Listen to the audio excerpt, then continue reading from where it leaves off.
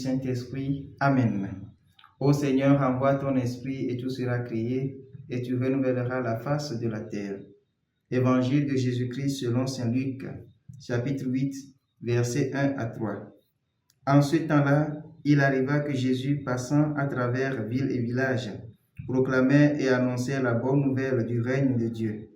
Les 12 l'accompagnaient, ainsi que des femmes qui avaient été guéries de maladies et d'esprits mauvais. Marie, appelée Madeleine, de laquelle était sorti 7 démons. Jeanne, femme de Cousa, intendant d'Hérode, Suzanne et beaucoup d'autres qui les servaient en prenant sur leurs ressources. Acclamons la parole de Dieu. Louange à toi, Seigneur Jésus.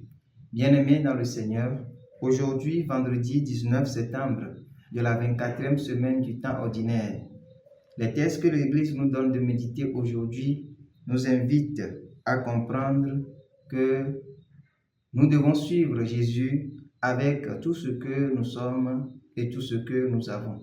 Nous le voyons dans l'Évangile, quand Jésus, au cours de ses promenades, était accompagné de ses disciples.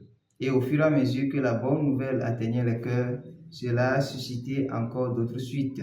En l'occurrence, les femmes qui suivaient Jésus les servaient en prenant sur leurs ressources. Deux choses à retenir. La première chose, c'est que lorsque la bonne nouvelle parvient jusqu'à nous, cela suscite la conversion.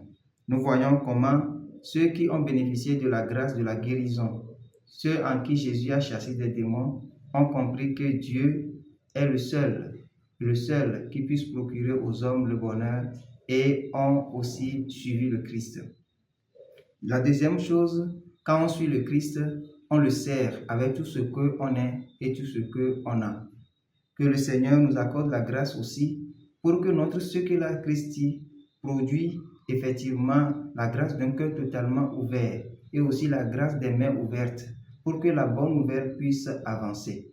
Aujourd'hui, oui, l'Église est en train de proclamer la bonne nouvelle, mais elle doit compter aussi sur tous ses fidèles, sur tous ceux qui écoutent la bonne nouvelle, pour qu'en retour ils aussi participent à l'annonce de ces bonnes nouvelles de diverses manières, tant avec le temps, ce qu'ils sont, mais aussi avec ce qu'ils ont. Que le Seigneur nous donne la grâce d'ouvrir nos mains, d'ouvrir nos cœurs, pour que la bonne nouvelle puisse atteindre les confins de la terre. Qu'il en soit ainsi pour nous, maintenant et pour les siècles des siècles. Amen.